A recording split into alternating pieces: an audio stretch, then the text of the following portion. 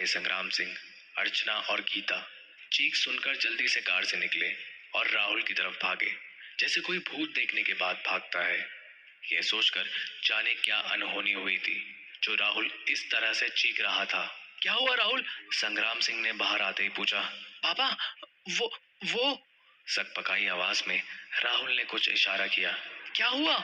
तुम चिल्लाए क्यों? अर्चना और गीता भी संग्राम सिंह के पीछे ही थे।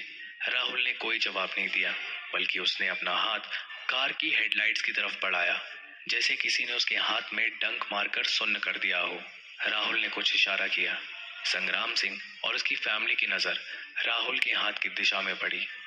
3 जोड़ी आंखें उस दिशा की ओर ताकने को हुई और अगले ही एक पल में वह नजारा देखकर जैसे सभी को सांप सूंघ गया।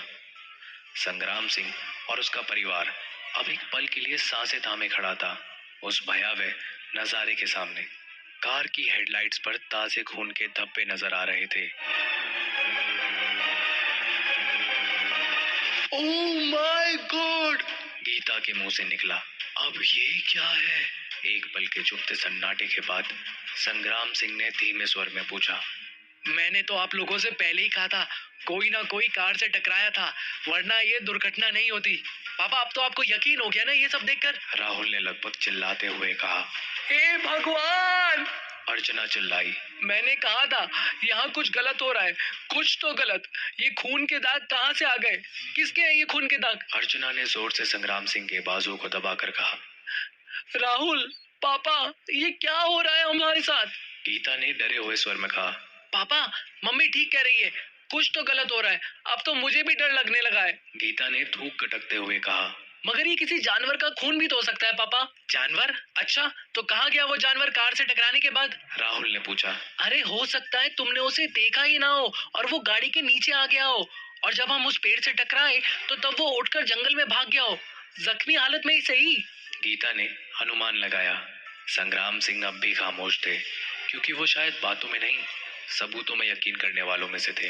हो सकता है, पर फिर सड़क पर कहीं खून तो गिरना चाहिए था। अर्चना चारों तरफ देखते हुए बोली। ये तो कोई माया जाल लगता है जी, मुझे तो बहुत डर लग रहा है। ये कोई काला जादू हो सकता है। कहते हैं अमावस की रात बड़ी जालिम होती है और काली भी, और बुरी आत्माएं लोगों को अपने जाल में ऐसे ही फंसाती हैं।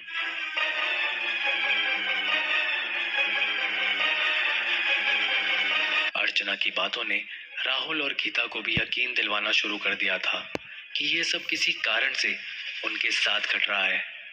जंगल के बीचों बीच खड़े चारों तरफ के घने और भयावह जंगल का नजारा अर्चना की बातों को सच बनाए जा रहा था। पापा, मम्मी सही कह रही है। मैंने आपको कहा था कार से कोई ना कोई टकराया जरूर था, लेकिन मुझे ठीक से दिखाई नहीं दिया। राहुल ने अपनी बात कही। ऐसा लगा वाकई वो अपनी मम्मी की बातों से सहमत हो रहा था।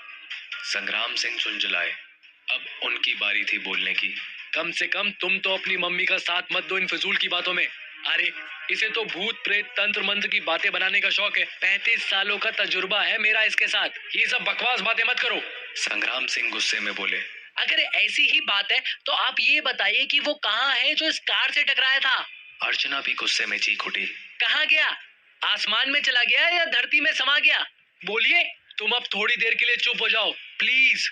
संग्राम सिंह ने अर्चना को घूरते हुए कहा, और गोल मटोल आंखों से घूर कर भी उसे चुप करवाना चाहा, और वो भी एकदम से चुप हो गई। पर सड़क अब भी खाली थी, क्योंकि सच तो बस यही था कि सिवाय उनके उस जगह पर और कोई भी नहीं था। कार की हेडलाइट से रोशनी बस उन पर आ रही थी। आसमान तो जैसे काली स्याही में नहाया हुआ था। संग्राम सिंह और राहुल उस जगह के आसपास आ गए जहां से कार बहकर दुर्घटनाग्रस्त हो गई थी, और टॉर्च की रोशनी में इधर उधर कुछ ढूंढने लगे। शायद अब वो खून के धब्बों और एक्सीडेंट के कारण को तलाश रहे थे, पर वहां ऐसा कोई भी निशान नहीं था जिससे कि ये कहा जा सके कि वहां कोई एक्सीडेंट हुआ हो, या कार से कोई टकरा कर गिरा या जख्मी हुआ हो।